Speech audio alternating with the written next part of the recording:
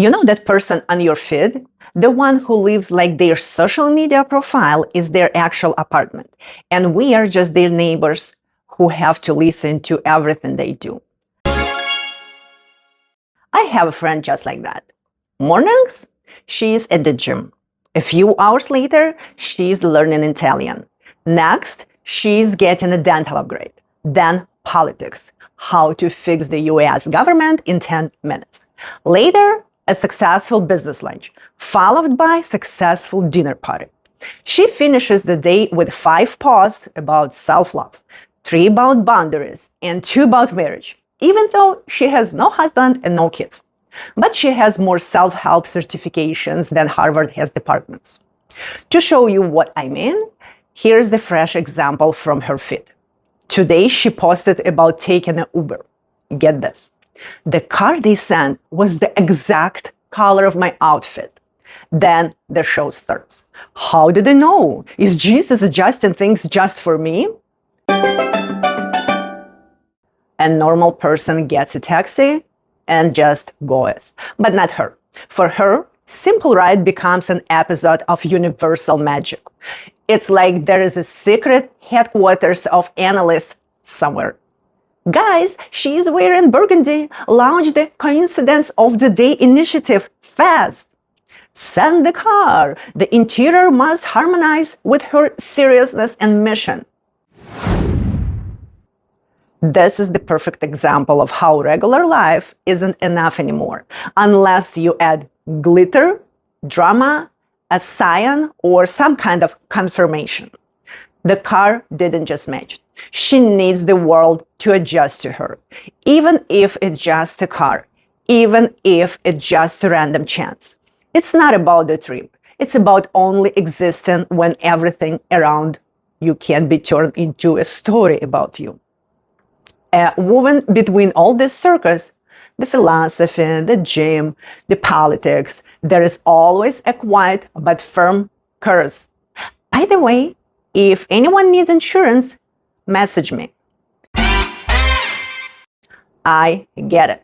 She needs attention to make sales. She needs people to remember her. But sometimes it feels like she only exists at the moment of reaction. As long as someone is liking her post, she's there. The likes stop, panic, time for a new post. You start wondering, is this live or it's at one long 24-hour commercial break? The really interesting part starts when someone writes even a gentle, I disagree. That's when she switches into unleash the goddess of personal boundaries mode. It feels like she's reading the manual how to defeat everyone even if no one attacked you. A woman recently posted a simple, everyday things.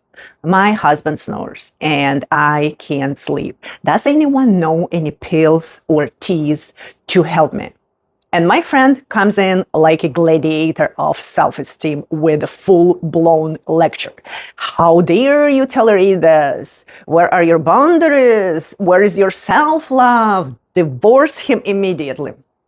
It was just snoring. But for her, every everyday noise is a world-altering personal tragedy. And here is where my reaction starts.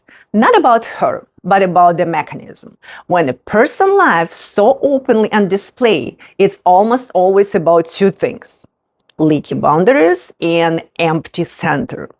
When there is no stable self inside, self-esteem becomes like Wi-Fi.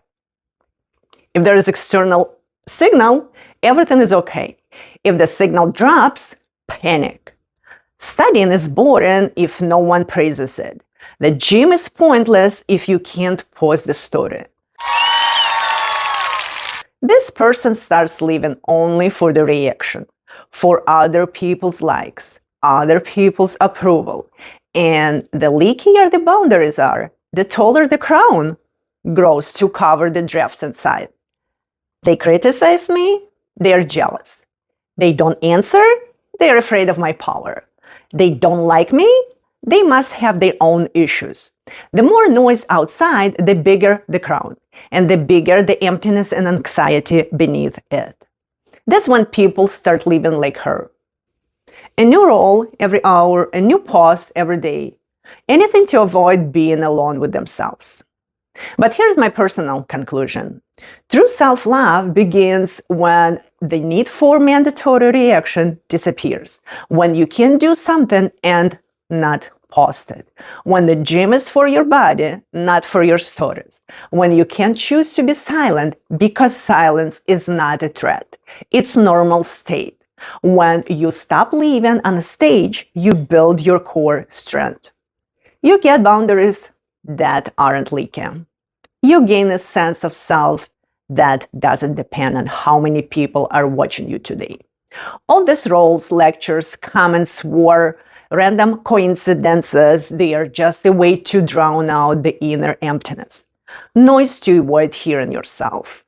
When a person's boundaries are whole, they don't replace themselves with noise. They don't need to be too much to feel significant. They don't cling to every single reaction. They just leave.